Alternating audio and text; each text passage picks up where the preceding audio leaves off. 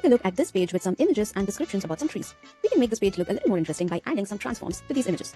CSS transforms lets you rotate, scale, or skew elements. Tailwind has utility classes with the same names. So you can scale this image using the scale class.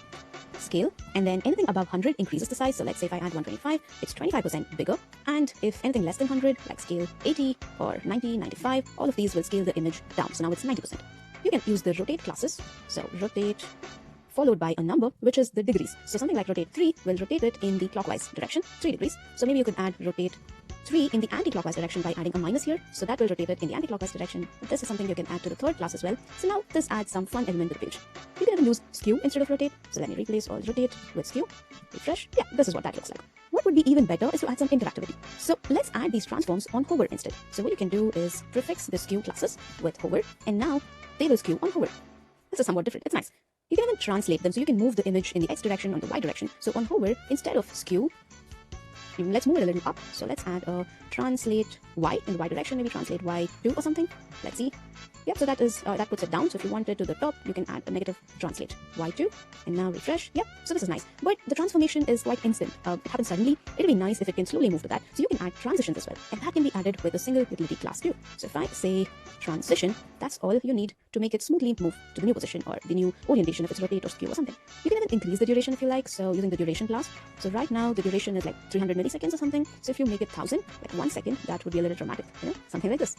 Alright, so let me remove the duration, and this transition property will work for all these properties that you change, like color, background color, border color, opacity, translate, scale, filter, and all of those. But if you need only color, like you're sure you are going to transition only the color or the opacity, you can use specific transition classes like transition colors or transition shadow and so on. Or if you are transitioning other properties like min height or something, you can even use transition all. So this will make sure that it works on all the properties. Okay, you can also change the timing function of the transition using the ease classes. So you have ease in out, ease linear, and ease out. So all of this in the same markup, you're not switching context. Great.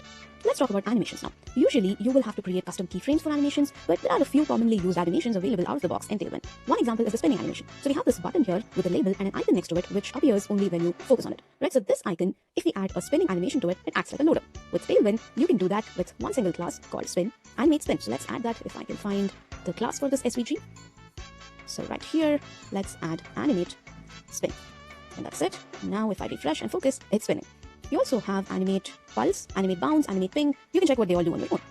However, before adding any of these heavy transitions or animations, you should respect users' preference. Some users cannot take too much motion, so they have this setting in their OS where they turn on, where they reduce the motion, where they prefer to reduce the motion. So if this user has the setting on, then we can either set the animation as none or reduce the motion. So in Tailwind, you can do that with a motion safe modifier. So suppose I add this as motion safe animate spin. That means this animation works only if the user is okay with it. Now it will not work. See, look, it doesn't. I mean, this is probably not the best example, but you can probably add these to transitions or bigger animations where you slide images in and things like that. On the other hand, you can even say motion reduce, animate none.